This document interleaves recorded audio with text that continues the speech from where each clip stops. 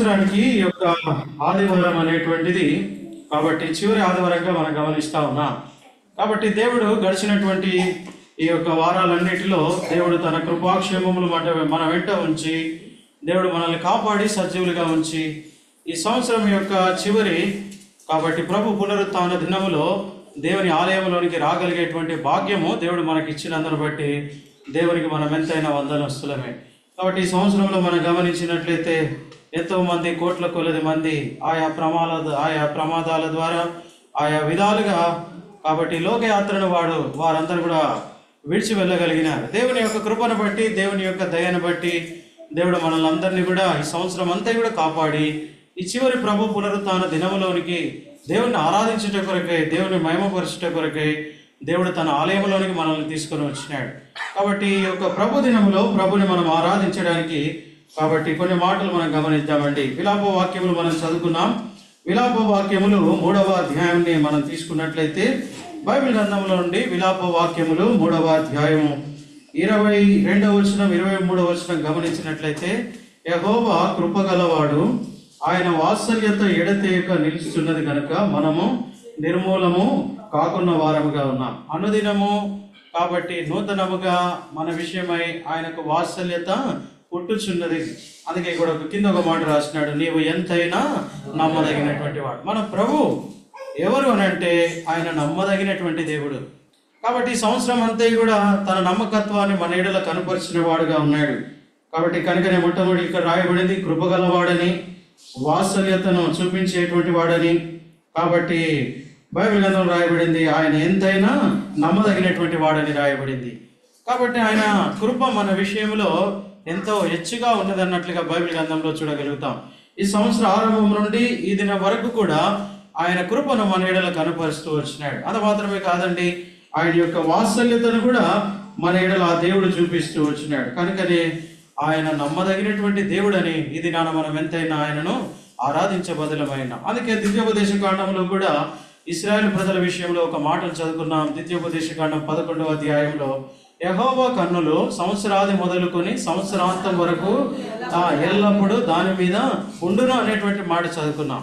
కాబట్టి ఈ మాటను మన జీవితంలోనికి ఒకసారి అప్లై చేసుకుంటే, అన్వయించుకుంటే, దేవుడు తన కనుదృష్టిని ఈ 2024 సంవత్సరం ఆరంభం నుండి ఈ 2024 చివరి ప్రభు పునరుత్థాన దినం వరకు కూడా దేవుడు తన కనుదృష్టి మన మీద ఉంచినాడు.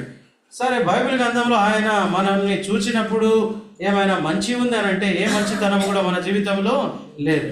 అందుకే బైబిల్ గ్రంథంలో రాసినాడు. మలకి గ్రంథం 3వ అధ్యాయం 6వ వచనంలో రాసినాడు. ఏమన్నాడంటే, యెహోవానైన నేను మార్పు లేని వాడను గనక యాకోబు సంతతి వారైన మీరు లయము కాలేదు అని అన్నాడు. అంటే దాని అర్థం ఏంటిదంటే, యాకోబు అనేటువంటి పేరును అక్కడ కాబట్టి వాడినటువంటి వాడుగా ఉన్నాడు. యాకోబు అనేటువంటి పేరుకు అర్థం మనం ఎరుగుదాము, మోసపూరితమైనటువంటి జీవితం కలిగినటువంటి కాబట్టి యాకోబు అని మనం చూడగలుగుతాం. ఆ పేరుకే అర్థము కాబట్టి మోసగాడు. కాబట్టి దేవుడు తనని ఏం చేసినాడు, ఇజ్రాయేలుగా మార్చినట్లుగా చూడగలుగుతాం. ఈ సంవత్సరం అంతా కూడా అనేకమైనటువంటి బలహీనతలు మన జీవితంలో ఉన్నాయి. కాబట్టి రకరకాలైనటువంటి బలహీనతలు కలిగి ఉన్నప్పటికీ కూడా ఆయన కృప మన ఎడల హెచ్చుగా చూపించి ఈ సంవత్సరం అంతా కూడా దేవుడు మనల్ని కాపాడినాడు. కాబట్టి ఈ యొక్క ఉదయకాల సమయంలో మనం ప్రభుని ఆరాధించడానికి మునుపుగా కాబట్టి ఒక 5 ప్రాముఖ్యమైనటువంటి కొన్ని సంగతులు మన జ్ఞాపకం చేసుకొని ఆయనను మనసారా హృదయమారా ఆయన మన ఎడల చేసినటువంటి మేళ్ళన్నింటినీ బట్టి మనం తలపోసుకుంటూ ఆ ప్రభుని మనం ఆరాధించదుము గాక. కాబట్టి ఈ సంవత్సరం అంతా కూడా మన దేవుడు మనకి ఏ విధంగా ఉన్నాడు అనేటువంటి తలంపును మనం జ్ఞాపకం చేసుకుంటూ ఒక 5 ప్రాముఖ్యమైన తలంపులు మనం ఈ దినాన జ్ఞాపకం చేసుకొని ఆరాధనలోనికి వెళ్ళిపోతామండి. రండి, మొట్టమొదటి తలంపుగా మత్తయి సువార్తను తీసుకుంటాం. ఈ సంవత్సరం ఆరంభం నుండి తన కృపను తన వాత్సల్యతను మన ఎడల చూపిస్తూ వచ్చినాడు. ఆ దేవుడు ఎలాంటి వాడుగా ఉన్నాడంటే మన ఎడల రండి, బైబిల్ గ్రంథంలో నుండి మత్తయి సువార్త 1వ అధ్యాయం తీసుకుంటామండి. మత్తయి సువార్త 1వ అధ్యాయం 22వ వచనం మనందరం కూడా కలిసి చదువుదామండి. మత్తయి సువార్త 1వ అధ్యాయం 22వ వచనం మనందరం కూడా కలిసి చదువుదామండి. ఇదిగో కన్యక గర్భవతి కుమారుడి కనును ఆయనకు ఇమ్మానుయేలు అను పేరు పెట్టుదురు అని ప్రవక్త ద్వారా పలికిన మాట నెరవేరినట్లు ఇదంతయు జరిగెను.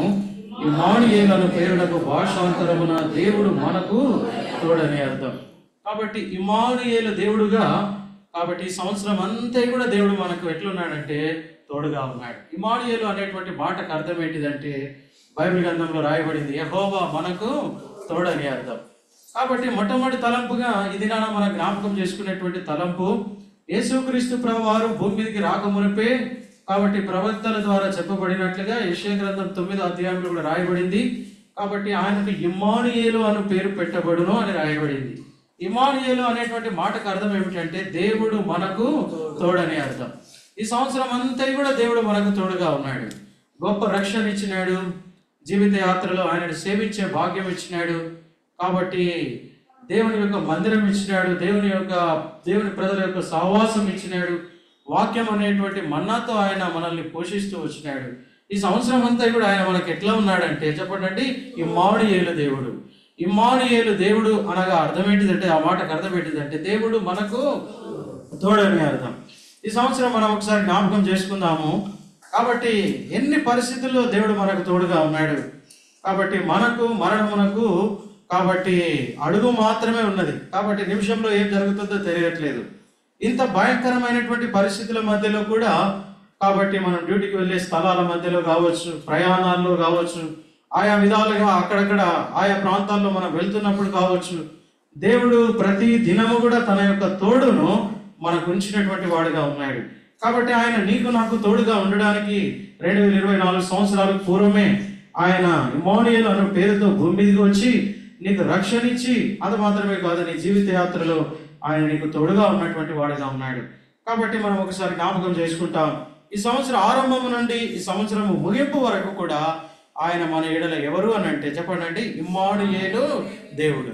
కాబట్టి ఒకసారి జ్ఞాపకం చేసుకుంటాం, దేవుడు నీకు ఏ విషయంలో తోడుగా ఉంటూ వచ్చినాడు, ఏ పరిస్థితుల మధ్యలో దేవుడు నీకు తోడుగా ఉంటూ వచ్చినాడు. కాబట్టి వీటన్నిటిని కూడా తలపోసుకొని మనం ఈ దినాన ఆయనను ఆరాధించే బదులమై ఉన్నాం. ఇంకా రెండో మాట నేను మీకు జ్ఞాపకం చేసేటువంటి రెండో మాట అండి.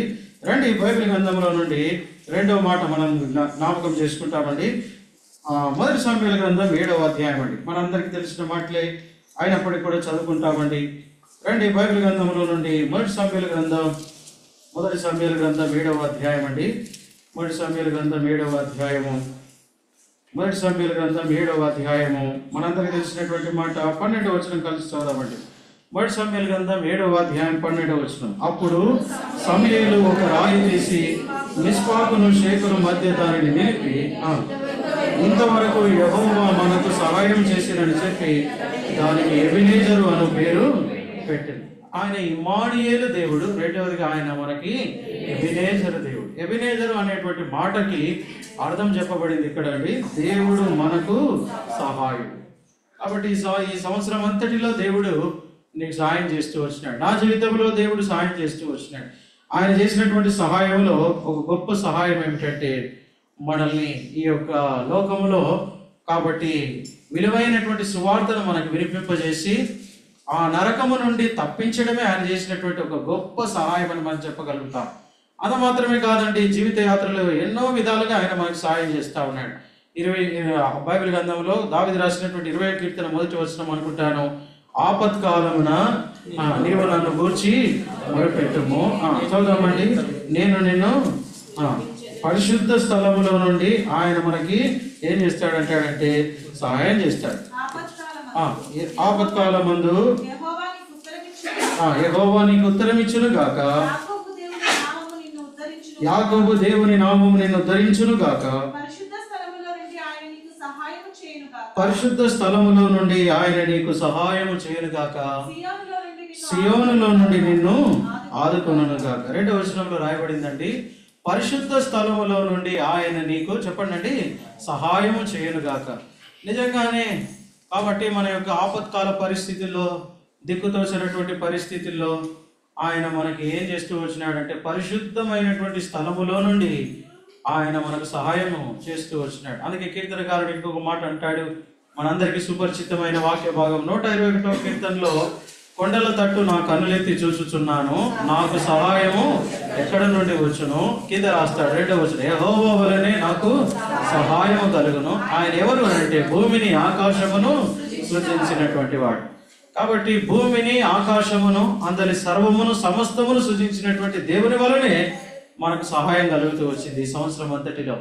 కాబట్టి నీ యొక్క ఉద్యోగ విషయంలో కావచ్చు, ప్రమోషన్స్ విషయంలో కావచ్చు, అది మాత్రమే కాదండి, ఎడ్యుకేషన్ లైఫ్లో, కాబట్టి నీ యొక్క కుటుంబపరమైనటువంటి జీవితంలో, నీ వ్యక్తిగతమైనటువంటి జీవితంలో ఈ సంవత్సరం అంతా కూడా దేవుడు తన యొక్క పరిశుద్ధమైనటువంటి స్థలములో నుండి ఆయన నీకు నాకు సహాయం చేస్తూ వచ్చినాడు. అందుకే మనం ఆయనను ఎంతగానో ఆరాధించబద్దులమై ఉన్నాం. కాబట్టి మొట్టమొదటిగా చెప్పినట్లుగా ఆయన మనకు ఇమ్మానుయేలు దేవుడిగా ఈ సంవత్సరం అంతా కూడా ఉన్నాడు, తోడుగా ఉన్నాడు. రెండో మాట అండి, ఎబెనేజరు దేవుడుగా ఆయన మనకి చెప్పండి సహాయం చేస్తూ వచ్చినాడు. కాబట్టి నేను మొట్టమొదటి సందర్భంలో కొన్ని మాటలు నేను మీకు చెప్తానండి. మొట్టమొదటి సందర్భంలో ఇమ్మానుయేలు దేవుడు అనేటువంటి మాటకి దేవుడు మనకు తోడని మనం చూస్తూ వచ్చినాము. కాబట్టి మనందరికీ తెలుసండి, నిర్గమకాండం 33:14 ఆయన సన్నిధి మనకు తోడుగా ఉంటూ వచ్చింది. అంత మాత్రమే కాదండి, బైబిల్ గ్రంథంలో మనం చూడగలుగుతాం. 1 కొరింథీ పత్రిక చివరి అధ్యాయం చివరి వచనంలో ఆయన కృప మనకు తోడుగా ఉండును అని రాస్తూ వచ్చినాడు. కాబట్టి అంత మాత్రమే కాదు, బైబిల్ గ్రంథంలో మనం గమనిస్తే ఆయన మనకు కృప, తర్వాత ఇంకొక మాట కూడా వాడినాడండి. లూకా సువార్త 1వ అధ్యాయం 66వ వచనంలో ప్రభు యొక్క హస్తము మనకు తోడై ఉంది అని అంటాడు. చదువుతారండి ఎవరైనా? కాబట్టి మొట్టమొదటి తలంపుగా ఆయన మనకు తోడు, ప్రభు హస్తము అతనికి తోడై ఉండేను కనుక ఆ సంగతులను గురించి వినిన వారందరూ.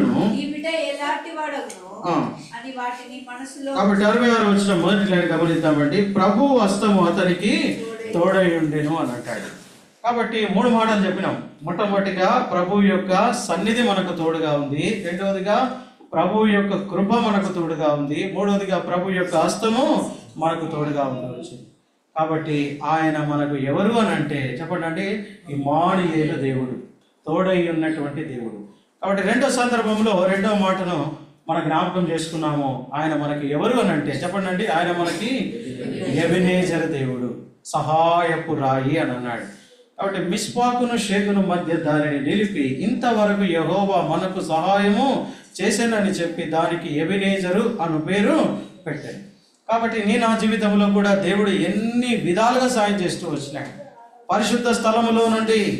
కాబట్టి ఏ విధంగా దేవుడు మనల్ని సంవత్సరం అంతా కూడా ఆదుకున్నాడు. ఒక్కసారి మనం హృదయమాన తలపోసుకొని ఆ ప్రభుని మనం ఎంతైనా ఆరాధించబదులమే. ఇంకా 3వ సందర్భం జ్ఞాపకం చేసుకుంటామండి. కాబట్టి ఆయన మనకు ఎవరు అని అంటే ఈ సంవత్సరం అంతా కూడా ఏ విధంగా ఉంటూ వచ్చినాడంటే ఆదికాండం 22వ అధ్యాయం అండి. ఆదికాండం 22వ అధ్యాయం రండి, బైబిల్ గ్రంథం నుండి ఆదికాండం 22వ అధ్యాయం 14 వచనం మనందరం కూడా కలిసి చదువుదామండి. ఆదికాండం 22వ అధ్యాయం 14 వచనం. ఆదికాండం 22వ అధ్యాయం 14 వచనం. అబ్రాహాము ఆ చోటికి యెహోవా ఈరే అన్న పేరు పెట్టెను, అందుచేత యెహోవా పర్వతం మీద చూచుకొనును అని నేటి వరకు చెప్పబడు. కాబట్టి ఆయన మనకు ఎవరు అని అంటే యెహోవా ఈరే. యెహోవా ఈరే దేవుడుగా ఈ సంవత్సరం ఆరంభం నుండి చివరి వరకు కూడా ఆయన మనకు ఉండి నడిపిస్తూ వచ్చినాడు. యెహోవా ఈరే అనేటువంటి మాటకి అర్థం మనం చూడగలిగితే కింద రాసినాడు, ఫుట్ నోట్లో 1 అని అంకె వేసి కింద రాసినాడు. అంటే ఏమని రాసినాడు? యెహోవా చూచుకొనును. కాబట్టి అబ్రహాము జీవితం మనం పెరుగుతాం ప్రభు చిత్తమైతే 2వ వర్తమానంలో. కాబట్టి అబ్రహాం యొక్క జీవితాన్ని మనము ధ్యానం చేద్దాము. కాబట్టి ఇక్కడ రాయబడినటువంటి తలంపులో 22వ అధ్యాయంలో దేవుడు అబ్రహామును పరీక్షించినటువంటి సందర్భం, దేవుడు అబ్రహామును పరిశోధించినటువంటి సందర్భం. కాబట్టి ఆ సందర్భంలో దేవుణ్ణి ఎక్కువగా అబ్రహాము ప్రేమిస్తాడు. అందుకే దేవుడు చెప్పిన మాటను తూచా తప్పకుండా తాను ఆ యొక్క మోరియా పర్వతం మీద తీసుకొని వెళ్ళి దహన బలి అర్పిస్తున్న సందర్భంలో అక్కడ ఒక మాట రాసినాడు, ఇందువలన నీవు దేవునికి భయపడు వాడబడి నాకు కనబడుచున్నది అని అంటాడు. ఆ తర్వాత కింద అంటాడు, ఏమన్నాడంటే 11వ వచనంలో మనం చదువుకున్నట్లుగా, ఎక్కడండి మనం చదువుకున్న వాక్యం 14వ వచనంలో ఏమన్నాడంటే అబ్రహాము ఆ చోటికి ఏమని పేరు పెట్టినాడంటే యెహోవా ఈరే. కాబట్టి ఈ సంవత్సరం అంతట్లో దేవుడు మనల్ని చూస్తూ వచ్చినాడు. అందుకే హాగరు కూడా దేవునికి ఒక పేరు పెట్టింది. ఏమని పేరు పెట్టిందంటే చూచుచున్న దేవుడవు నీవే. కాబట్టి మన యొక్క వ్యాధి బాధలు, దుఃఖ పరిస్థితులు, మన అవమానాలు, మన నిందలు, కాబట్టి మన యొక్క శ్రమలన్నిటిలో కూడా ఆయన మనల్ని చూచి ఆ దేవుడు మనకు సహాయం చేస్తూ వచ్చినాడు. అందుకే బైబిల్ గ్రంథంలో రాయబడింది, నిర్గమకాండం 3వ అధ్యాయం అనుకుంటాను నిర్గమకాండం 3వ అధ్యాయం 7వ వచనం అనుకుంటాను. ఇశ్రాయేలు ప్రజల బాధను యెహోవా చూచి వారి యొద్దకు దిగి వచ్చెను అనే మాట రాయబడింది. ఇశ్రాయేలు ప్రజల బాధను నిశ్చయముగా నేను చూచి తిని వారి మధ్యకు నేను దిగి వచ్చినాను అని అంటాడు. కాబట్టి కనుకనే మనం జ్ఞాపకం చేసుకునే తలంపు ఏమిటంటే అక్కడ ఈ సంవత్సరం అంతా కూడా మనల్ని చూస్తున్నాడు. కాబట్టి మన బాధలు, మన అవమానాలు, మన శ్రమలు, మన దుఃఖము, అందుకే బైబిల్ గ్రంథంలో ఇంకొక మాట కూడా రాయబడింది, లేయ ద్వేషింపబడుట యెహోవా చూచి అనే మాట రాసి. మనం ద్వేషింపబడేది లోకములో. కాబట్టి మన మెరుగుదము దేవుణ్ణి నమ్ముకున్నటువంటి గృహాల్లో ఒక సహోదరి దేవుణ్ణి నమ్ముకుంటే, కాబట్టి ఇంట్లో భర్త ప్రభుని అంగీకరించకపోతే కాబట్టి ఆ భర్త ద్వేషించేటువంటి సందర్భాలు మనం మెరుగుదము. కుక్కల్లో చాలా విషయాలు మనం మెరుగుదము. కాబట్టి దేవుణ్ణి ఆరాధించేటప్పుడు ఏదైనా చేసే పరిస్థితులు, అవమానించే పరిస్థితులు, మనం ఈ లోకంలో ద్వేషింపబడుతున్నప్పుడు కూడా ఆ దేవుడు మనల్ని చూసేటువంటి వాడు.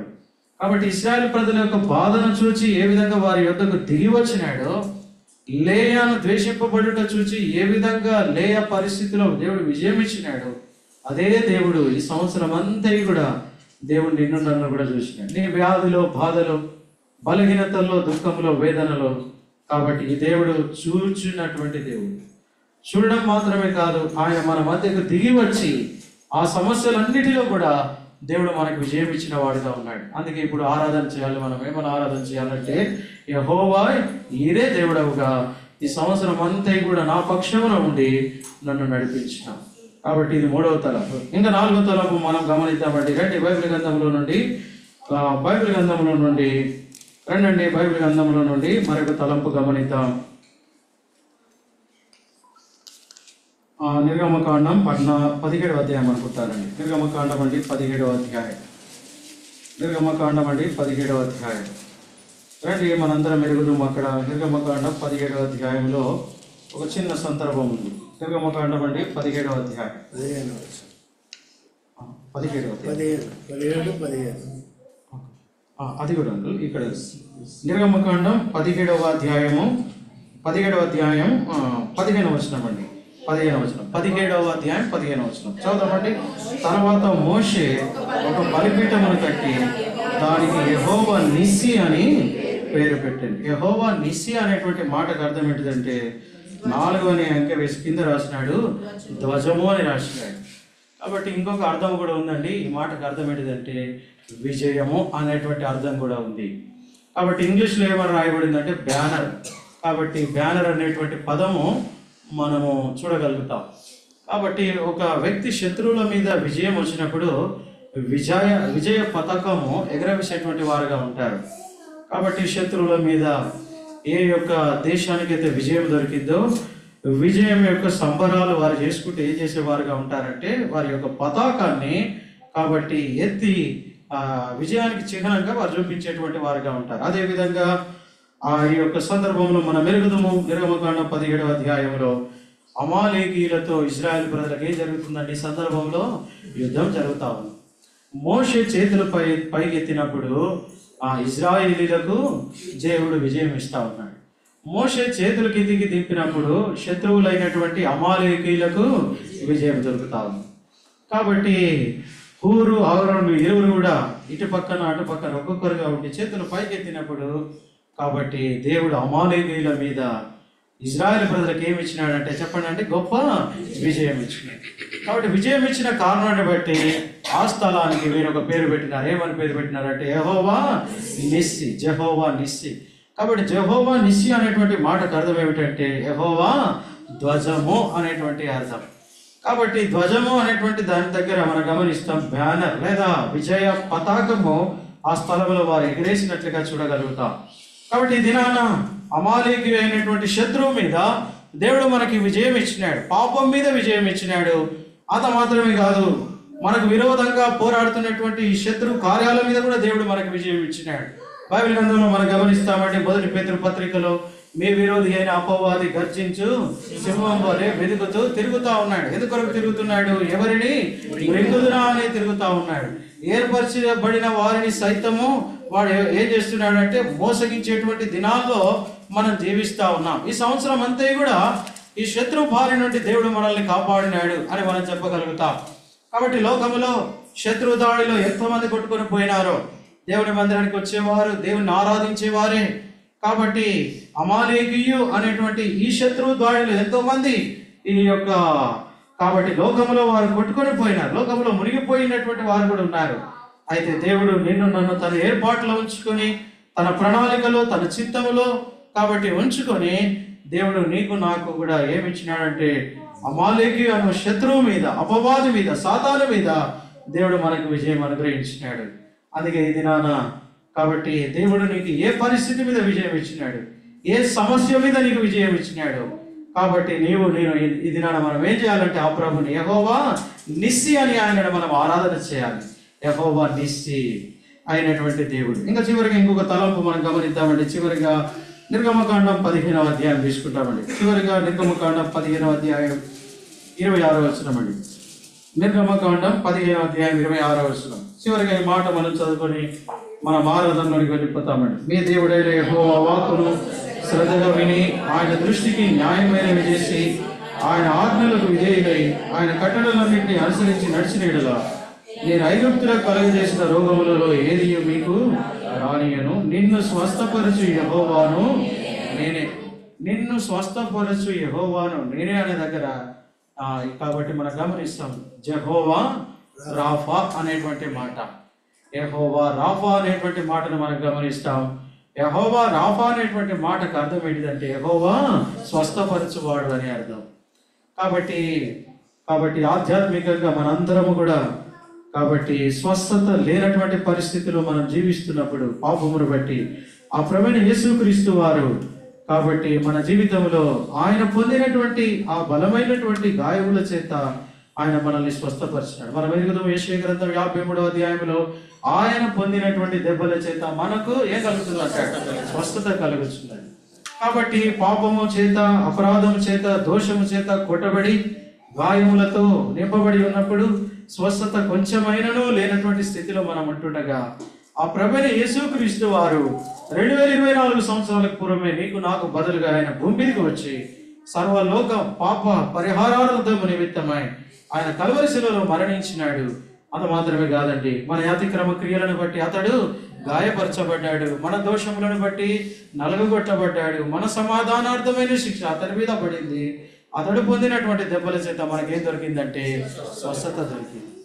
కాబట్టి అంత మాత్రమే కాదండి, ఆ భౌతిక సంబంధమైనటువంటి స్వస్థతను కూడా దేవుడు ఎన్నో విధాలుగా మనం బలహీనమై ఉన్నప్పుడు ఈ సంవత్సరం అంతా కూడా మనల్ని స్వస్థపరుస్తూ వచ్చినాడు.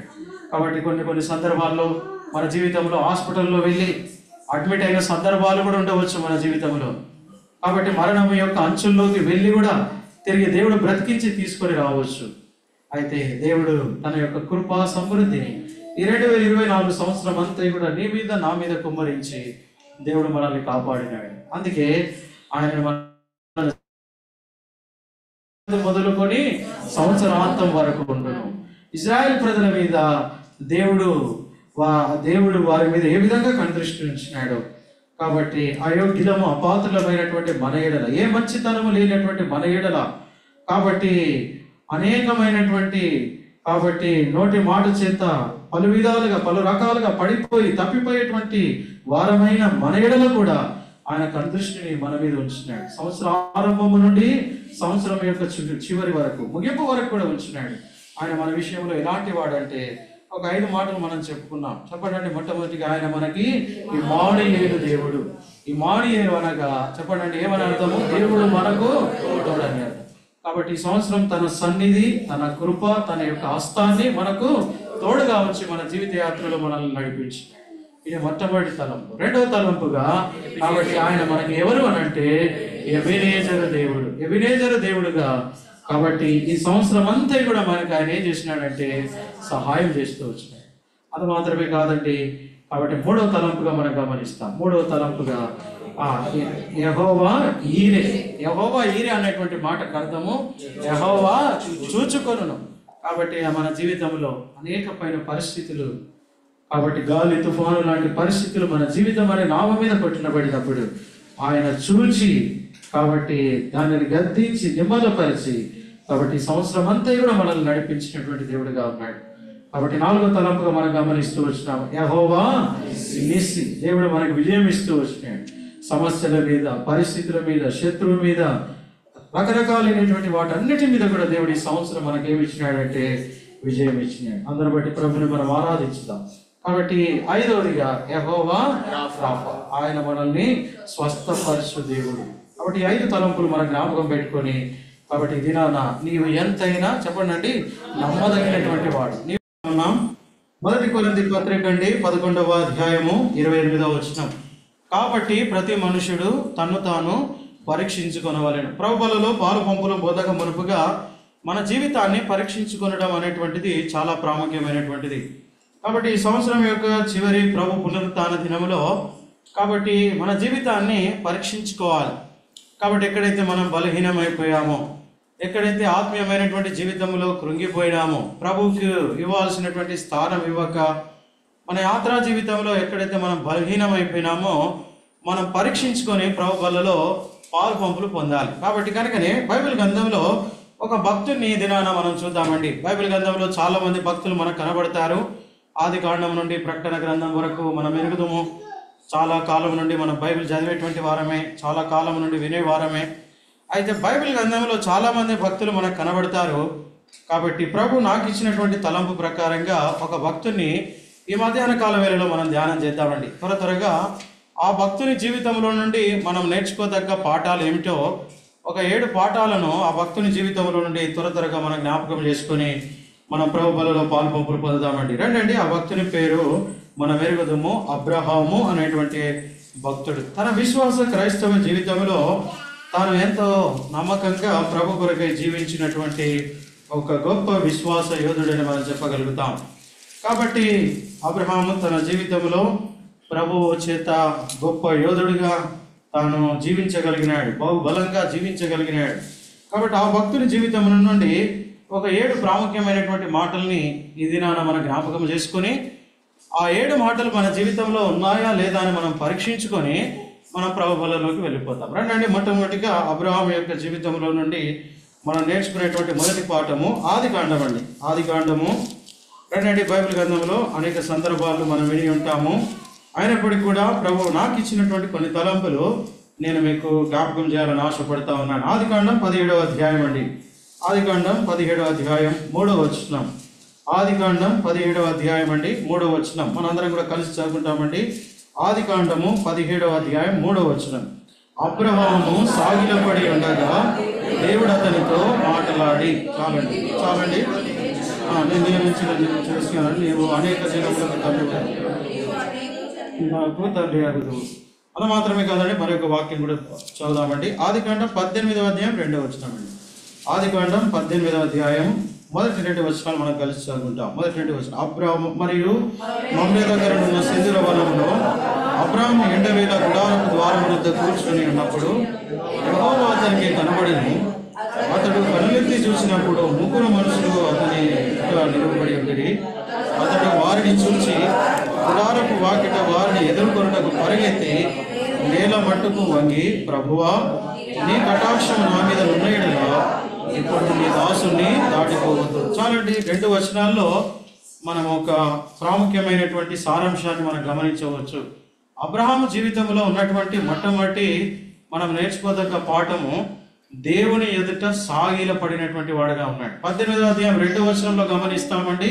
18వ అధ్యాయం 2వ వచనంలో ఏం చేసినాడంటే నేల మట్టుకు వంగినట్లుగా కనబడుతుంది. 17వ అధ్యాయం 2వ వచనంలో సాగిల పడినట్లుగా ఉంటే 18వ అధ్యాయం 2వ వచనంలో ఏం రాయబడిందంటే నేల మట్టుకు వంగినాడు అనేటువంటి మాట రాయబడింది. ఈ 2 మాటల సారాంశం ఏమిటంటే అతడు గొప్ప ఆరాధికుడుగా మనకు కనబడతా ఉన్నాడు.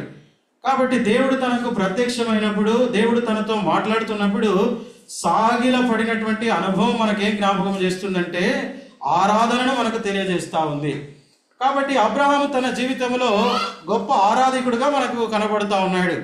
కాబట్టి 2 పర్యాయాలు 2 మాటల్లో మనం జ్ఞాపకం చేసుకుంటే, కాబట్టి దేవుడు తనకు ప్రత్యక్షమైనప్పుడు, దేవుడు తనకు కనబడినప్పుడు తన స్వయమును పక్కన పెట్టేసి, తన యొక్క గొప్పతనం అంతా కూడా పక్కన పెట్టేసి, కాబట్టి ఆ దేవుని యొద్దకు ఎట్లా పోతున్నాడంటే సాగిలపడి వెళ్తా ఉన్నాడు.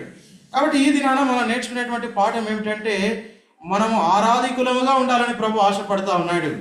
కాబట్టి స్మరణలో దేవుని ప్రజలముగా మనం ఆరాధించేటువంటి ఆరాధికులముగా మనం ఉండాలని దేవుడు ఆశిస్తూ ఉన్నాడు. మనం ఆరాధన ఎప్పుడు చేస్తామండి? ఆరాధన ఎప్పుడు చేస్తాం? ఆదివారం మాత్రమే చేస్తాం. చాలా మందికి అలవాటు ఉంటుంది, ఇళ్లలో కూడా ఆరాధన చేస్తారు. ప్రతిదినం కూడా మనం ప్రభుని ఆరాధించవచ్చు. ఒక గొప్ప సేవకుడు ఈ విధంగా చెప్తాడు. కాబట్టి మనము ప్రతిదినం లేవగానే మోకాళ్ళ మీదకి వెళ్ళినప్పుడు కాబట్టి కొన్ని నిమిషాలు ప్రభుని ఆరాధించిన తర్వాత మనము ప్రార్థన చేస్తే ఆ దినము కాబట్టి మన జీవితంలో గొప్ప సంతోషాన్ని అనుభవిస్తామని చెప్తాడండి. కాబట్టి మన జీవితంలో కాబట్టి మొట్టమొదటి అనుభవం ఏముండాలంటే దేవుణ్ణి ఆరాధించేటువంటి అనుభవం ఉండాలి. అందుకే దావీదు మహారాజు కూడా దినమునకు ఎన్నిసార్లు స్తుతిస్తాడండి? 119వ కీర్తన మనం ఎరుగుదాం. 119వ కీర్తన 164 వచనం అనుకుంటాను. ఏమంటాడు అక్కడ? దినమునకు నేను ఎన్నిసార్లు అంటాడు? 7 సార్లు అని అంటాడు. దినమునకు ఎన్నిసార్లు అండి? 7 సార్లు దేవుణ్ణి స్తుతించేవాడు. చదువుదామండి 119వ కీర్తన. ఏంటండి బైబిల్ గ్రంథంలో నుండి 119వ కీర్తన 119వ కీర్తన 164 అండి. 119వ కీర్తన 164. నీ న్యాయ విధులను బట్టి దినమునకు 7 మార్లు నేను నిన్ను స్తుతించుచున్నాను. చూడండి ఎన్ని మార్లు చెప్పండి, ఎన్ని మార్లు? 7 మార్లు అని అంటాడు. నీ న్యాయ విధులను బట్టి దినమునకు నేను ఎన్ని మార్లు అన్నాడు? 7 మార్లు అన్నాడు. సరే, ప్రార్థన ఇప్పుడు ఎన్నిసార్లు చేస్తున్నాడు? 56వ కీర్తన చదువుదామండి. ఒక మాట చదువుదాం. ఏంటండి బైబిల్ గ్రంథంలో 55వ కీర్తన అనుకుంటాను. త్వరగా మనం చదువుదామండి. 55వ కీర్తన 17వ వచనమండి. 55వ కీర్తన 17వ వచనం. సాయంకాలమున, ఉదయమున, మధ్యాహ్నమున నేను ధ్యానించుచు మొరపెట్టుకొందును, ఆయన నా ప్రార్థన ఆలకించు. చూడండి ఇక్కడ కాబట్టి ప్రార్థన ఎక్కువగా ఉందా, దేవుని స్తుతించడం ఎక్కువగా ఉందా? అర్థమైందా? అర్థం కాలేదండి? అర్థమైందా? అర్థం కాలేదు. 119వ కీర్తన 164వ వచనంలో ఎన్నిసార్లు దేవుని స్తుతించినాడు? 7 మార్లు, 7 టైమ్స్. కాబట్టి ఇక్కడ 55వ కీర్తనలో మనం జ్ఞాపకం చేసుకుంటే 17వ వచనంలో ఎన్నిసార్లు అన్నాడు? సాయంకాలము, ఉదయం, మధ్యాహ్నం 3 పూటలు ఏం చేసినాడు? ప్రభుని ధ్యానించుచు మొరపెట్టినాడు. కాబట్టి ఏది ఎక్కువ ఉంది? ప్రార్థన ఎక్కువ ఉందా, ఆరాధన ఎక్కువ ఉందా? ఆరాధన, దేవుణ్ణి స్తుతించేది. కాబట్టి మన జీవితంలో ప్రార్థన మనం ఎక్కువ చేయగలుగుతాం, మంచిదే. ప్రార్థన చేయొద్దు అనేది తాత్పర్యం కాదు. కానీ దేవుడు నీ జీవితంలో ఏం జరిగించినాడు, దేవుడు నీ జీవితంలో తన్ను తానుగా ఏదైతే ప్రత్యక్షపరుచుకున్నాడో దానిని బట్టి ఆ దేవుని గొప్పతనం మనం ఎరిగితే, ఆ దేవుని యొక్క ఔన్నత్యాన్ని మనం ఎరిగితే, దేవుడు నీ పట్ల ఏమై ఉన్నాడు అని నీవు ఎరిగితే మనం తప్పక ఆయనను మనం ఏం చేయవచ్చు? సాగిలపడి ప్రతి దినము కాబట్టి ఆయనను ఆరాధన చేయవచ్చు. అబ్రాహాము యొక్క జీవితంలో కాబట్టి అంత గొప్ప ఉన్నతమైన స్థానానికి వెళ్ళడానికి కారణం ఏంటిదంటే తన లోపల సాగిలపడి నేల మట్టుకు వంగి కాబట్టి ఆరాధించేటువంటి లక్షణం కలిగినటువంటి వాడు. ఇది మొట్టమొదటి సందర్భం. ఈ సంవత్సరంలో మన జీవితంలో ఎన్ని ఆదివారం ప్రభుని ఆరాధించేటువంటి దినాలు కోల్పోయినాము మన జీవితంలో. కాబట్టి చూడండి, దేవజయుడు బక్సింగ్ అంకుల్ అంటాడు, ఏమంటాడు? ఒక్క దినం బైబిల్ చదవకపోతే 119వ కీర్తనలో చెప్పబడినట్లుగా ఎన్నిసార్లు సిగ్గుపడాలంటాడు చెప్పండి? 175 175 సార్లు ఏం చేయమంటాడు? సిగ్గుపడమంటాడు. మరి ఒక్కరోజు ఆరాధనకి దేవుని ఇంటికి రాగలేకపోతే, అందుకే దైవజనుడు బక్సింగ్ అంకుల్కి ఇష్టమైనటువంటి మాట ఒక పుస్తకంలో నేను చదివినానండి. మనం హెబ్రోను లోపలికి వెళ్ళగానే ఆ హెబ్రోన్ మీద రాయబడి ఉంటుంది. 26వ కీర్తన 6వ వచనంలో 26వ కీర్తన 6వ వచనం ఏమంటాడు? యెహోవా నీ నివాస మందిరమును, నీ తేజోమహిమ నిలుచు స్థలమును నేను ప్రేమించుచున్నాను అని అంటాడు. కాబట్టి నా యొక్క భావన ఏంటిదంటే, నా మాట ఏంటిదంటే, మనం దేవుణ్ణి ఆరాధించే ఆరాధికులముగా తయారు కావాలి. ఏదో ఆదివారమే ఆరాధించే ఆరాధికులముగా కాదు, కానీ ప్రతి నిత్యము ప్రతి దినము నీవు దేవుని యొక్క మేలును ఎరిగితే ఆ దేవుణ్ణి తప్పకుండా మనం ప్రతిదినము కూడా ఆరాధించవచ్చు. కాబట్టి ఇది మొట్టమొదటి తలంపు. రెండవదిగా అబ్రహాము యొక్క జీవితంలో మనం నేర్చుకునేటువంటి రెండవ పాఠం ఏంటంటే ఆదికాండం 18వ అధ్యాయం. రెండవ అనుభవం ఏముంది అని అంటే తన జీవితంలో ఆదికాండం 18వ అధ్యాయం అండి. రండి బైబిల్ గ్రంథంలో నుండి ఆదికాండం 18వ అధ్యాయం మనం చదువుదామండి. ఆదికాండం 18వ అధ్యాయము 23వ వచనం నుండి మనం గమనించినట్లయితే 33వ వచనం వరకు కూడా ఇతడు ఏం చేస్తున్నారంటే దేవునితో మాట్లాడుతున్నాడు. దేవునితో మాట్లాడుతున్నాడు అని అంటే దాని అర్థం ఏంటిదంటే దేవునితో మాట్లాడట ఇది మనకి ప్రార్థనను జ్ఞాపకం చేస్తా. ఎవరి కొరకు ప్రార్థన చేస్తున్నాడు ఈ సందర్భంలో? తన కొరకు తాను ప్రార్థన చేసుకోవడం లేదు. ఎవరి కొరకు ప్రార్థన చేస్తున్నాడు? లోతు కొరకు ప్రార్థన చేస్తున్నాడు. లోతు ఎక్కడ ఉన్నాడండి? సొదొమ గొమొర అనేటువంటి పట్టణంలో ఉన్నాడు. సొదొమ గొమొర పట్టణం ఎలాంటిదంటే అక్కడ ఎవరున్నారంటే బహు ఘోరమైనటువంటి పాపులు ఉన్నటువంటి స్థలంలో ఈ మనుషుడు ఉన్నాడు.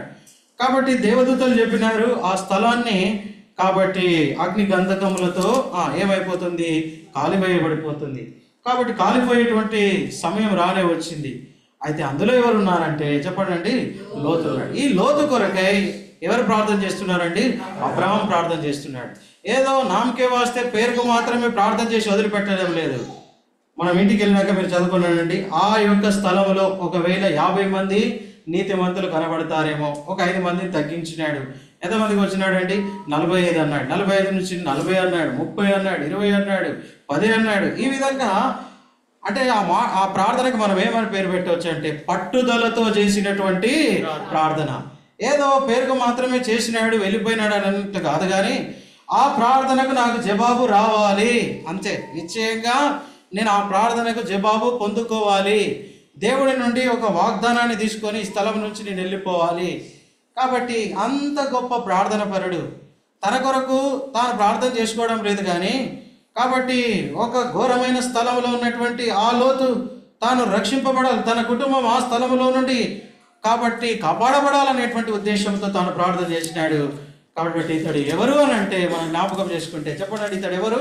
ప్రార్థన పరుడు. రండి బైబిల్ గ్రంథంలో ఇతని ప్రార్థనను దేవుడు జ్ఞాపకం చేసుకొని ఏం చేసినాడంటే ఆదికాండం అండి, ఆదికాండం రండి బైబిల్ గ్రంథంలో నుండి ఆదికాండం 19వ అధ్యాయం, ఆదికాండం అండి 19వ అధ్యాయం, ఆదికాండం 19వ అధ్యాయం రండి బైబిల్ గ్రంథంలో నుండి ఆదికాండం 19వ అధ్యాయం 29వ వచనం అండి. ఆదికాండం అండి 19వ అధ్యాయం 29వ వచనం. దేవుడు ఆ మైదానపు పట్టణములను పాడు చేసినప్పుడు దేవుడు అబ్రహామును జ్ఞాపకము చేసుకుని లోతు కాపురమున్న పట్టణములను నాశనము చేసినప్పుడు ఆ నాశనం మధ్య లోతు నశించకుండా అతనిని తప్పించే. చూడండి ఇంతగా పోరాడిన అంటే ప్రార్థనకి జవాబు వచ్చేంత వరకు కూడా పట్టుదలతో పోరాడినాడు. 19వ అధ్యాయం 29వ వచనానికి వచ్చేసరికి ఏమని రాయబడిందంటే అబ్రహామును జ్ఞాపకము చేసుకొని ఆ నాశనము మధ్యలో లోతును ఏం చేసినాడు? దేవుడు తప్పించినాడు. కాబట్టి ఈ ఉదాంతం అంతా కూడా ఎందుకొరకంటే ఒకే మాట, అతడు ఎవరు అని మనకు జ్ఞాపకం చేయబడుతుందంటే ప్రార్థన పరుడు. ఇప్పుడు మనకు ఒక ప్రశ్న, దేవుని యొక్క ప్రభు వలన పాల్పొప్పులు పొందకములుపుగా మిమ్మును మీరే ఏం చేయమన్నాడండి? పరీక్షించుకోమన్నాడు. కాబట్టి మన జీవితంలో అనేకమైన ప్రార్థనలు ఉన్నాయి. మన సహవాసంలో సంఘ ప్రార్థన ఉంది, తర్వాత ఏం ప్రార్థనలు ఉన్నాయండి? కుటుంబ ప్రార్థనలు ఉన్నాయి, వ్యక్తిగతమైన ప్రార్థన ఉంది, ఉపవాస ప్రార్థన ఉంది, కొన్ని సంఘాల్లో గొలుసు ప్రార్థనలు కూడా మనం గమనిస్తాం. కాబట్టి దేవుని దాసుడు దేవజనుడు బాక్సింగ్ అంకుల్కి ఇచ్చినటువంటి ఈ సంఘ ప్రత్యక్షతలో అపోస్తుల కార్యం 2:42 ప్రకారంగా అపోస్తుల బోధ, సావాసము, రొట్టె విరుచుట, ప్రార్థన చేయుట. కాబట్టి ఈ లంగర్ల మీద దేవుడు ఈ సంఘాన్ని నిలవబెట్టినాడు. ప్రార్థన అనేటువంటి అనుభవం అనేటువంటిది. కాబట్టి మన జీవితంలో ఈ సంవత్సరంలో ఎన్ని దినాలు ప్రార్థన కూడికలు మనం కోల్పోయాం ఒకసారి జ్ఞాపకం చేసుకుంటామా? కాబట్టి దేవుడు నీకు బలం ఇచ్చినాడు, ఆయుష్ని ఇచ్చినాడు, ఆరోగ్యం ఇచ్చినాడు, కాబట్టి నీకు ఉండడానికి కాబట్టి గృహం ఇచ్చినాడు, అన్ని వసతులు దేవుడు నీ కొరకు ఏర్పాటు చేసినాడు. నువ్వు చేసుకోవడానికి ఒక ఉద్యోగం ఇచ్చినాడు, పిల్లల్ని ఇచ్చినాడు, కాబట్టి అన్ని ఇచ్చినాడు. దేవుడు నీకు కావలసిన సమస్తమైన సదుపాయాలు ఇచ్చినాడు. కాబట్టి మనం ప్రార్థన ఇతరుల కొరకు ఎంతవరకు చేయగలుగుతూ వచ్చిన ఈ సంవత్సరం అంతటిలో. కాబట్టి మన జీవితంలో ఎన్ని ప్రార్థన కూడికలకు మనము హాజరు కాకుండా మిస్ అయిపోయారు. కాబట్టి ఒకసారి జ్ఞాపకం చేసుకుంటాం. చాలామంది మన యొక్క సావాసాలు గమనిస్తాం. ఆదివారం అనేకులు కాబట్టి కనబడతారు.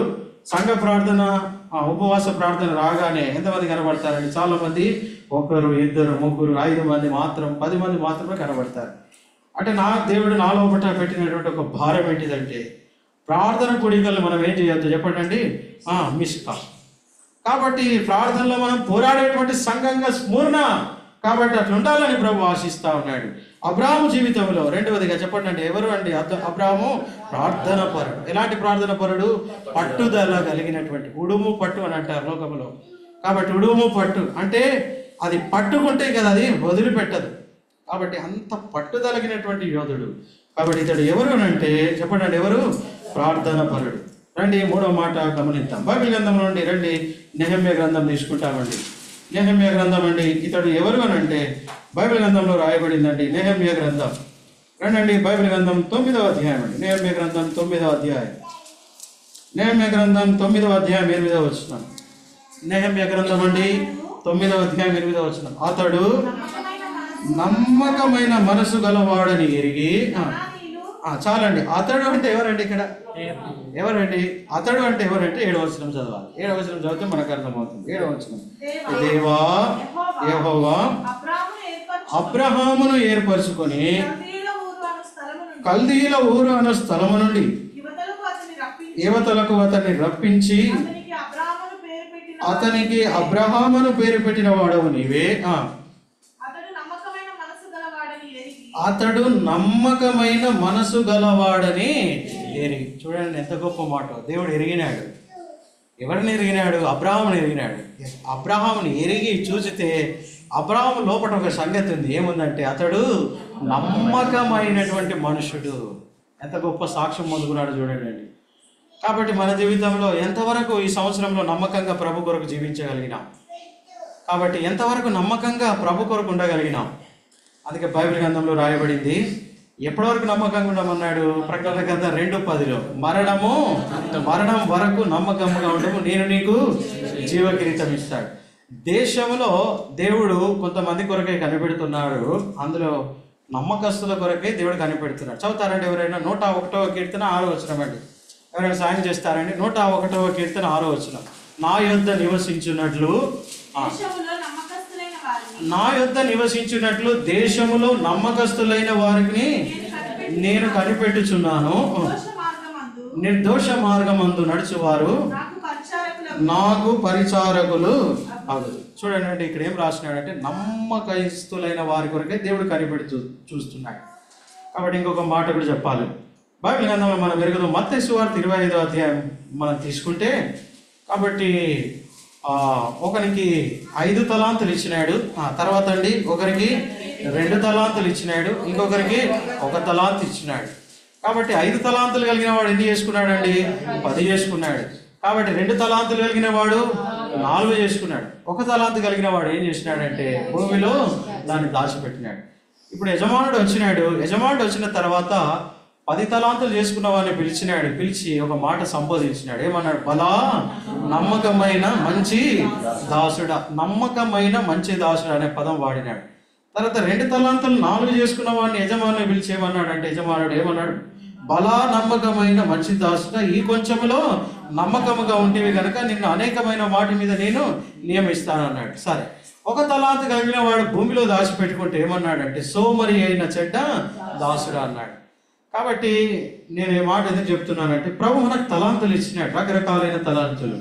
సువార్త చెప్పే తలాంతు కావచ్చు, లేకపోతే వాక్యం చెప్పే తలాంతు కావచ్చు, వాయిద్యాలు వాయించే తలాంతులు కావచ్చు, పాటలు పాడే తలాంతులు కావచ్చు, రకరకాలైనటువంటి తలాంతులు దేవుడు నీలో కూడా పెడితే, కాబట్టి ఈ సంవత్సరం దేవుని కొరకు మనం ఆ తలాంతులు ఏ విధంగా వాడగలిగినాం అనేటువంటిదే మనం పరీక్షించుకోవాలి.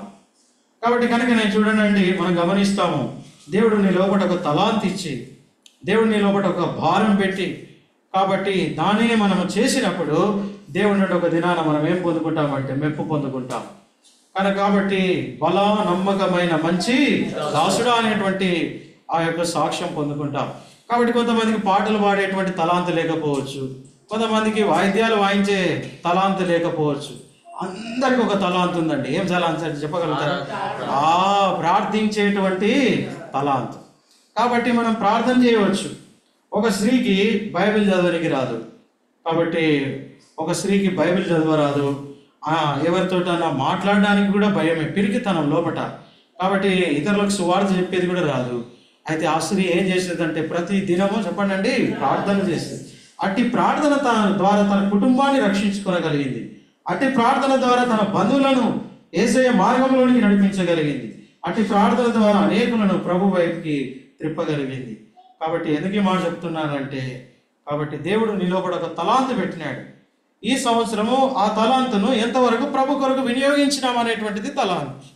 మా దేవుడు మన నుండి అడుగుతా ఉన్నాడు. అందుకే అంటున్నాడు బైబిల్ గ్రంథంలో, నా యొద్ద నివసించినట్లు దేశంలో నమ్మకస్తులైన వారి కొరకు నేనేం చేస్తున్నా అంటున్నాడు, పనిపెడుతున్నాడు.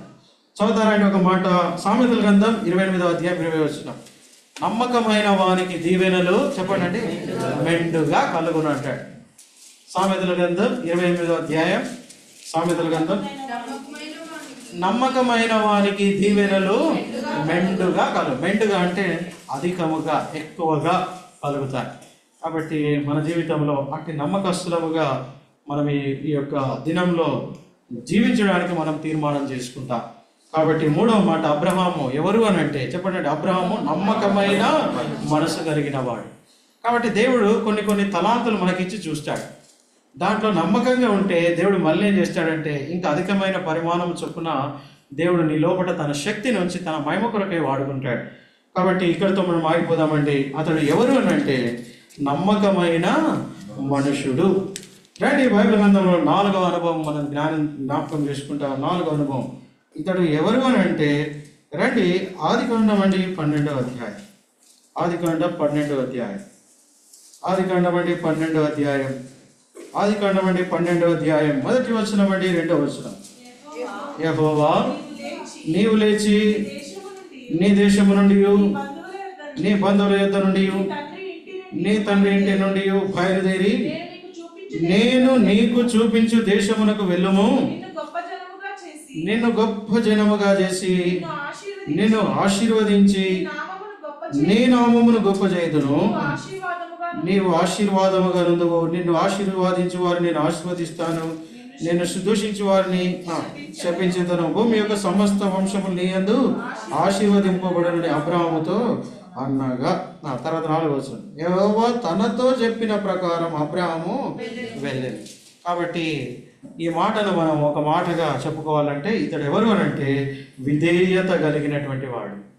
కాబట్టి దేవుని మాటకు తూచా తప్పకుండా ఏం చేసేవాడంటే విధేయతను చూపించేటువంటి వాడు.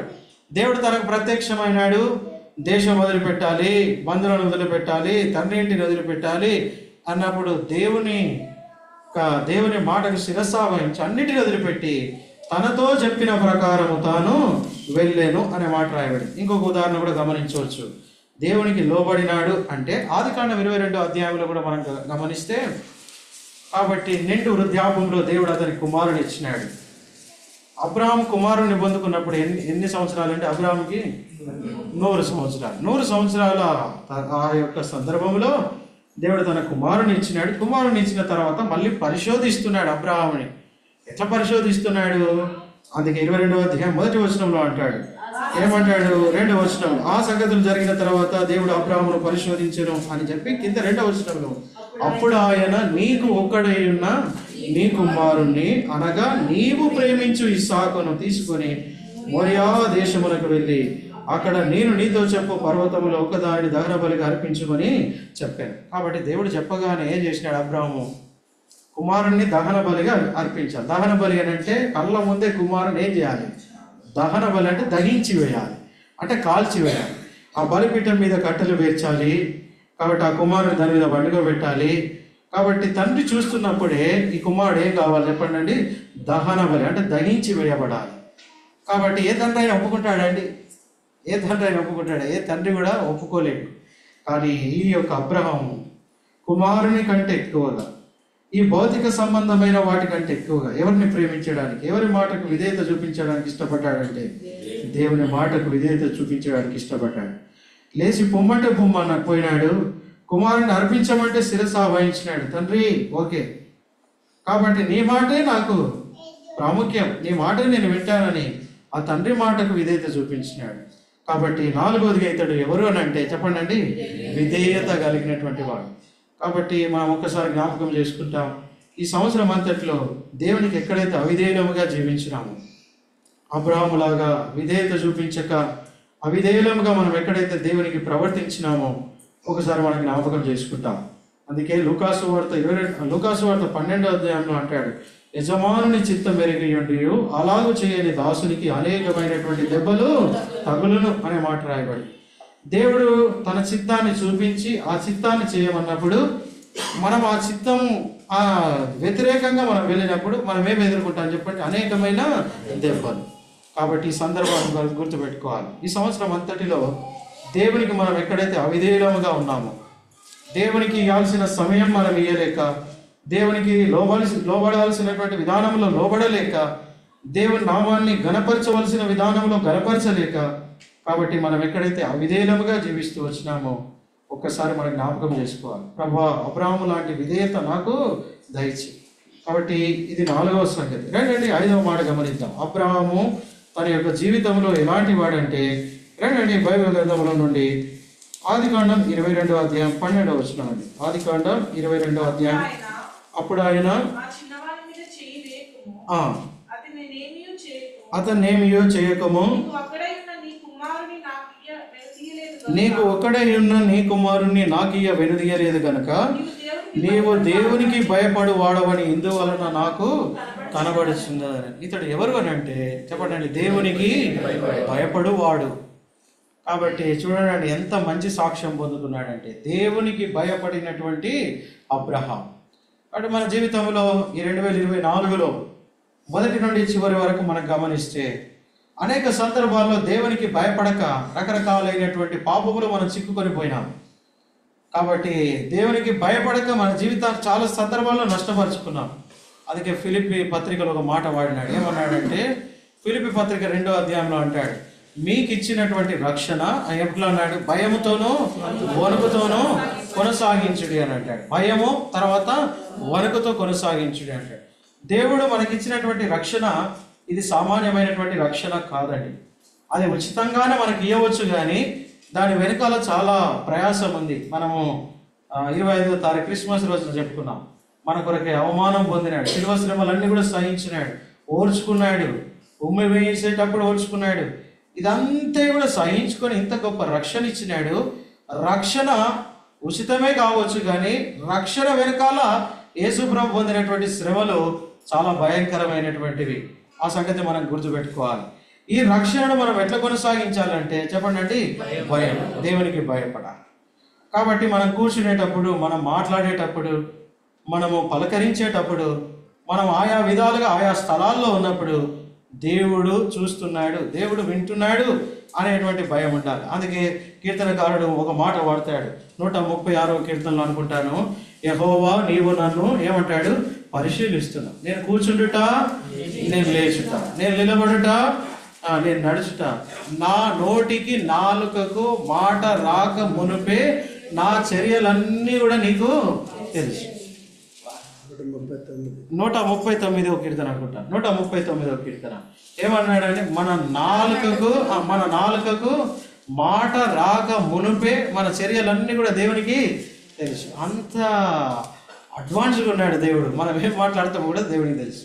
మనం ఎక్కడ ఉంటాము, ఏం చేస్తాము అన్నీ కూడా దేవుడికి తెలుసు. మనం అనుకుంటాం నేను చేసేది ఎవరికి తెలియదు అని అనుకుంటాం, కానీ కాబట్టి యవనస్తులంగా మనం చాలా సందర్భాల్లో మనల్ని ఎవరు చూస్తూ ఉన్నారులే అన్నట్లుగా మనం ప్రవర్తిస్తాం. కానీ కాబట్టి దేవుని యొక్క దృష్టిలో సమస్తము కూడా ఏమైపోతున్నాయంటే, కాబట్టి అన్నీ కూడా కనబడుతున్నాయి.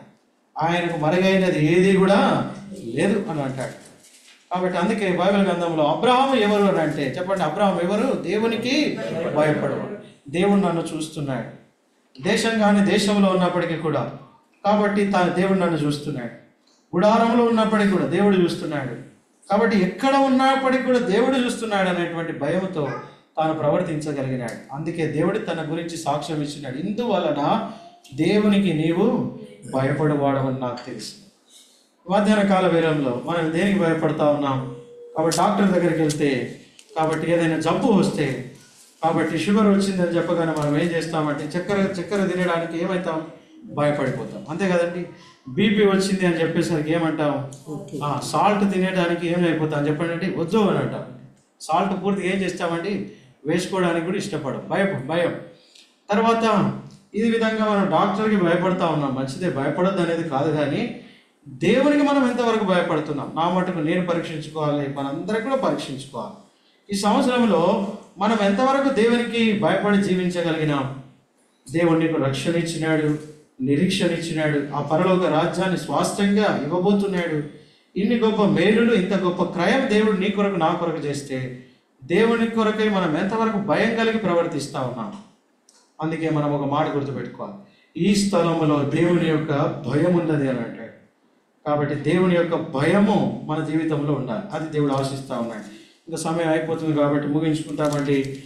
రండి బైబిల్ గ్రంథంలో ఉండి మరి ఒక తలంపు గమనిద్దాం. రండి మరి ఒక తలంపు. ఇతడు ఎవరు అని అంటే ఆదికాండం 13వ అధ్యాయం తీసుకుంటామండి. ఆదికాండం 13వ అధ్యాయం. ఆదికాండం 13వ అధ్యాయం. ఇతని లోపల ఉన్నటువంటి మరి ఒక మంచి ఆత్మీయమైనటువంటి సుగుణం లేదా గుణం ఏంటిదంటే ఆదికాండం 13వ అధ్యాయం తీసుకుంటామండి. ఆదికాండం 13వ అధ్యాయము 7-8 వచనాలు కలిసి చదువుదామండి. 7-8 వచనాలు. ఆదికాండం అండి 13వ అధ్యాయము 7-8 వచనాలు కలిసి చదువుకుంటాం. అప్పుడు అబ్రాహాము పశువుల కాపరులకు, లోతు పశువుల కాపరులకు కలహం పుట్టెను.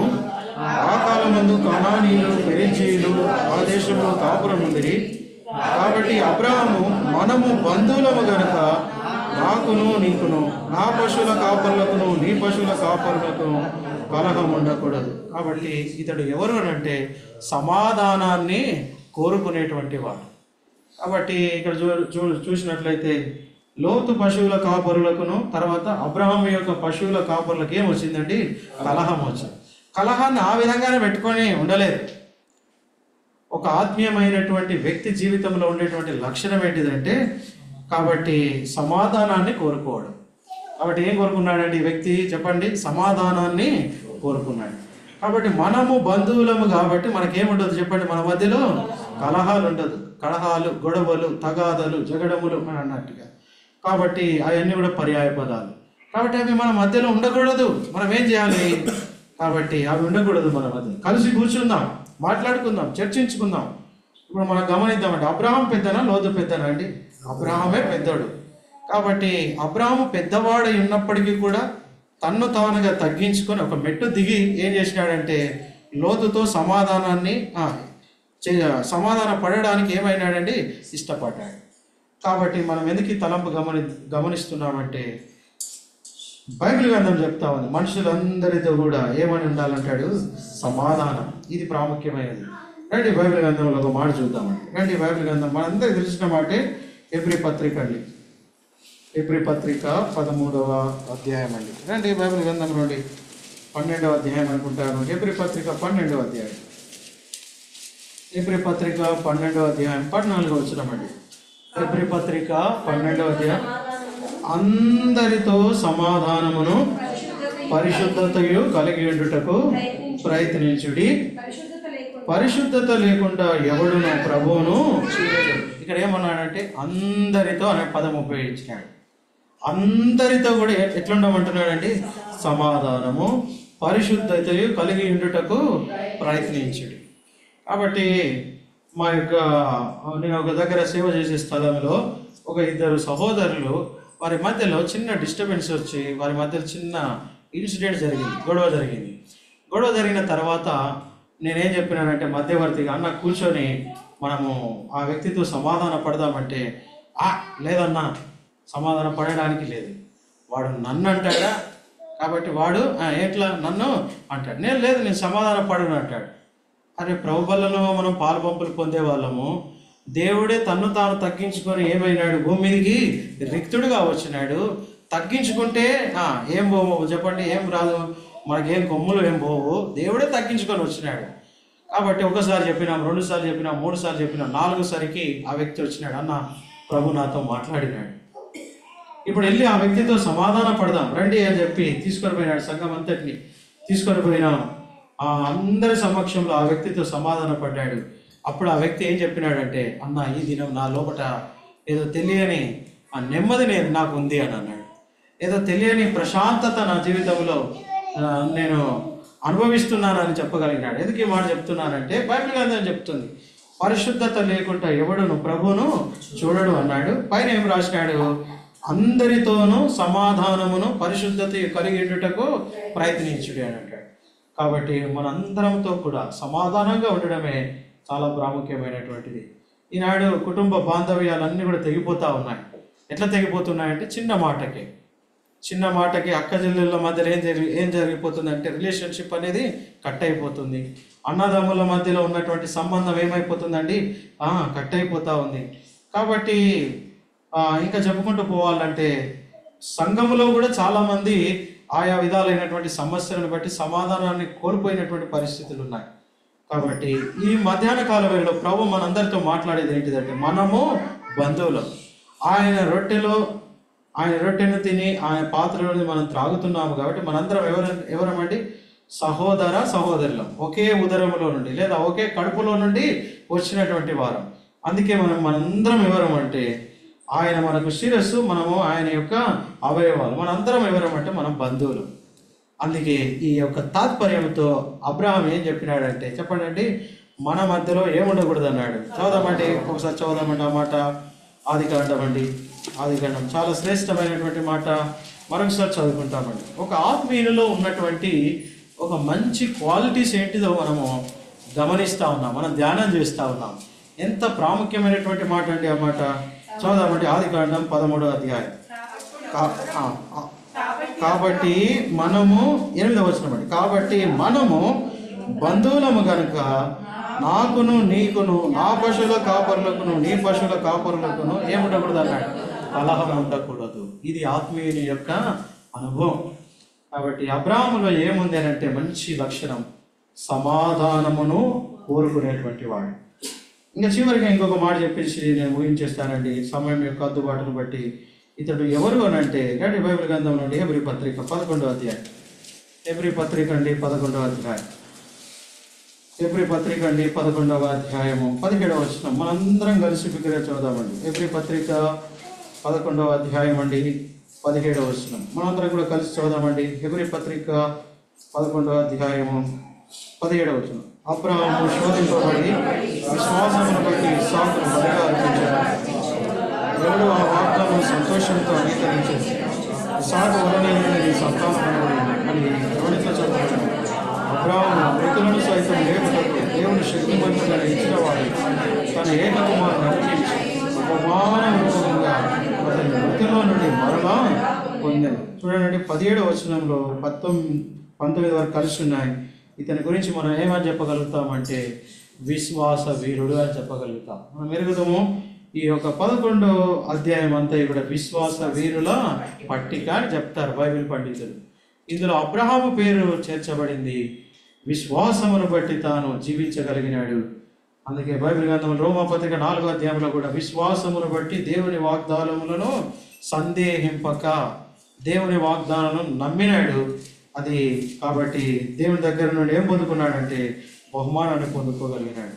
రోమాపత్రిక 4వ అధ్యాయం 24వ వచనంలో అనుకుంటాను రాయబడింది, విశ్వాసమును బట్టి చదువుదామండి. ఆ మాట కూడా చదువుదాం. ఇతడు ఎవరు అని అంటే విశ్వాస యోధుడు. చదువుదామండి ఒక మాట.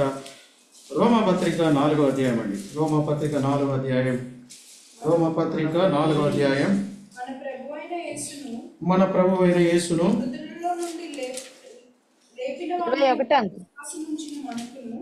చదవండి అక్క. రోమపత్రిక 4వ అధ్యాయం అండి. 4వ అధ్యాయం 21వ వచనం అండి. 21వ వచనం. అవిశ్వాసం వలన దేవుని వాగ్దానముల గురించి సందేహింపక దేవుని మహిమపరిచి ఆయన వాగ్దానం చేసిన దానిని నెరవేర్చుటకు సమర్థుడని రూఢిగా విశ్వసించి విశ్వాసం వలన ఏం పొందినాడండి, బలం పొందాడు. ఇతడు ఎవరు అంటే సామాన్యమైన వ్యక్తి కాదు, విశ్వాస వీరుడు. నేను అనుకుంటాను కాబట్టి ఈ విశ్వాసాన్ని ఏ విధంగా పొందినాడంటే మనం ఎరుగుదాం. హెబ్రీ పత్రిక 12 మొదటి వచనం 2వ వచనం. విశ్వాసమునకు కర్త దానిని కొనసాగించువాడునైన యేసు వైపు చూచుచు తన ఎదుట ఉంచబడిన ఆ పరుగు పందెంలో ఓపికతో పరిగెడు. కాబట్టి మన క్రైస్తవ విశ్వాస జీవితంలో ఈ విశ్వాసాన్ని మనం ఏ విధంగా కాబట్టి పొందుకొనగలుగుతామంటే ఆయన వైపు చూచుట ద్వారానే. అందుకే యేసు వైపు చూచుచు అనే మాట వాడినాడు. కాబట్టి మనం విశ్వాసంలో బలహీనమవుతున్న ప్రతి సందర్భంలో మనం చూడాల్సింది ఎవరిని అంటే విశ్వాసమునకు కర్త దానిని కొనసాగించువాడునైనా యేసు. కాబట్టి మనం ఈ లోకంలో ఎవరిని చూడడానికి లేదు, ఎవరిని కూడా చూడడానికి లేదు ఈ చివరి దినాల్లో, ఈ భయంకరమైనటువంటి దినాల్లో. కాబట్టి మనం ఎవరిని కూడా చూడాల్సిన పని లేదు. కానీ ఎవరిని చూడాలంటే నీ కొరకు ఎవరైతే ప్రాణం పెట్టినారో, నీ కొరకు ఎవరైతే సమాధి చేయబడ్డారో, నీ కొరకు ఎవరైతే మృత్యుంజయుడిగా లేచినారో, కాబట్టి ఆయన వైపే అనగా విశ్వాసమునకు కర్త దాన్ని కొనసాగించువాడని యేసు వైపు చూచుచు పరుగు పందెంలో పరిగెత్తుడి అని అంటాడు. కాబట్టి ఈ విశ్వాసంలో ఇంత బలం ఏ విధంగా పొందుకొనగలిగినాడంటే ఆయన వైపు చూచుట ద్వారానే. కాబట్టి నీ జీవితంలో, నా జీవితంలో ఈ సంవత్సరంలో మనం ఎక్కడైతే విశ్వాస క్రైస్తవ జీవితంలో బలహీనమైపోయినామో, కృంగిపోయినామో, ఒకసారి ప్రభు ఎదుట మనల్ని మనము కాబట్టి బలపరుచుకుందాం. ప్రభు, నేను ఫలాని సందర్భంలో విశ్వాస జీవితంలో బలహీనమైపోయాను, నీ వైపు చూడలేక నా సమస్యల వైపే నేను చూసినాను. అందుకే మత్తయి సువార్త 14వ అధ్యాయంలో రాయబడింది. కాబట్టి పేతురు యేసు వైపు చూసినప్పుడు తాను మునిగిపోకుండా నడవగలిగినాడు. ఎప్పుడైతే గాలిని చూసినాడో ఏమైపోయినాడంటే మునిగిపోసాగి అనే మాట రాయబడి. కాబట్టి ఈ గాలి ఏం జ్ఞాపకం చేస్తుందంటే మన సమస్యలను మనం చూసుకున్నప్పుడు మనం ఏమైపోతామంటే కాబట్టి మునిగిపోయే ఆస్కారం ఉంది. కాబట్టి యేసు వైపు చూసినప్పుడే మనం సజావుగా ముందుకు కొనసాగలుగుతాం. అందుకే ఈ యొక్క యాత్రా జీవితంలో మనం ఒక బలమైన తీర్మానంతో ఈ నూతనమైన సంవత్సరంలోనికి మనం ప్రవేశించబడాలని దేవుడు ఆశిస్తా ఉన్నాడు. అబ్రహాం యొక్క జీవితం మన యొక్క ఒక గొప్ప సవాలుతో కూడినటువంటి జీవితం. చెబుదామా అంటే మొట్టమొదటికి ఇతడు ఎవరు అని అంటే